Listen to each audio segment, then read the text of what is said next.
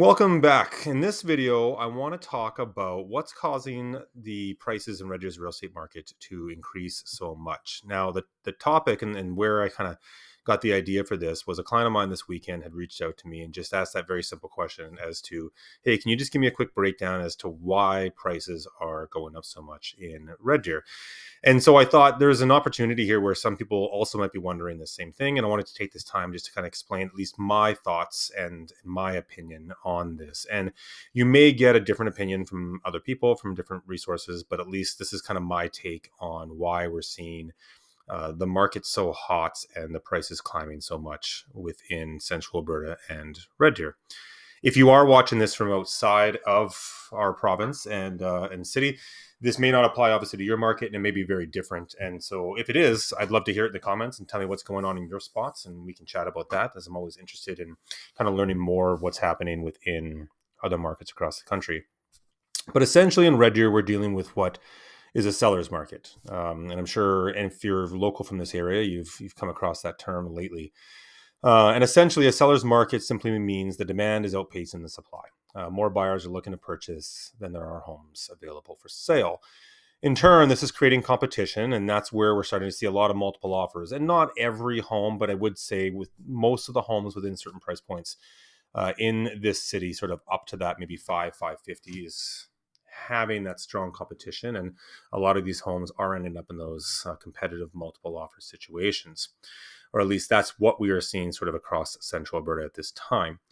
Now, just to kind of give you a little bit of idea and kind of break in some of that, just this past month, I was updating some stats today for my clients in my newsletter, and the sales to listing ratio for Red Deer specifically, just for the month of March, was sitting at 63% as the month came to a close.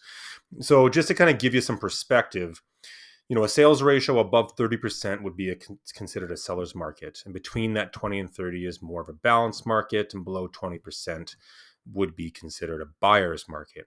So as you can see, at 63%, we're definitely diving deeper into seller market territory. And that has been a key driver behind these rising home prices. Now, it's easy to say that. That's the stats, but what's fueling the surge in prices? Now, here are my take on a few factors that could be contributing to the momentum here and what I'm seeing. A big factor is going to be migration to Alberta. So Alberta seems to be attracting many people from across the country, specifically Ontario and the Vancouver, BC area. So just looking up, it seems like in 2024, last year, there was approximately 27,000 people that moved to Alberta from Ontario and another 26,000 from BC. And so those are big numbers. Now, those are down slightly from 2023, and we might see that drop off a little bit this year as well. But that has been a huge factor, whereas there's been a lot more people entering our province and moving this way.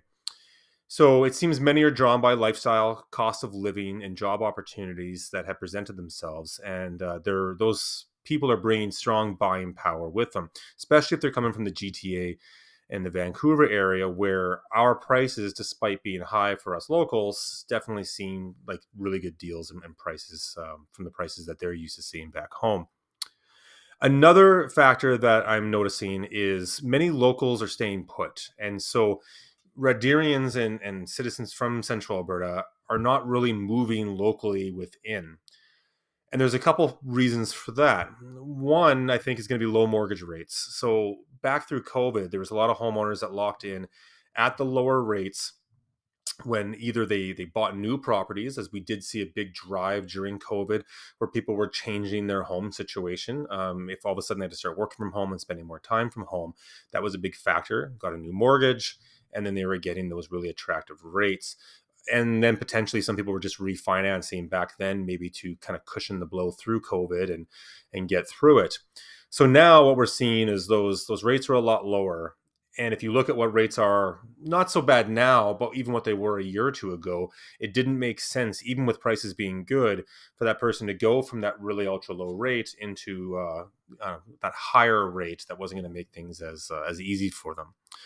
The other side of it is just limited options. So even if homeowners right now, and I've had this conversation with a lot of clients, even if they can sell for a good return because prices are up, there's not many attractive options to move into right now. And so you're looking at what else is available because there's limited supply and people don't want to sell their house until they know where they're going to move to. And so it's kind of that circle, right? What do I do first? So they're taking a look and there's not much to choose from. And then they're seeing the price tag on that. And they're like, I don't want to pay that for that. And then they look at the interest rate on top. And so it makes that a little bit harder. It's kind of created a bottleneck, less inventory hitting the market. Limited supply is going to be a big part of obviously what's driving prices up. A third option that can be adding to that, and I definitely saw this last year, is a lot of the properties that did come up for sale, a lot of them were ex-rentals or still were rentals, but people who maybe tried to sell back in 2019 when the market was down, in 2020 when things were a little bit tougher, and they weren't able to sell, or they weren't able to get the price they wanted, so then they rented it. And now those people, the prices are up. It's a great opportunity to sell, so they're obviously putting it on and they're getting it sold. But what this is doing, though, is it's creating now the tenants or the renter that was living in there now to enter either back into the rental market or now trying to get into the resale market, as they're thinking, well, maybe this is the time I should buy a home.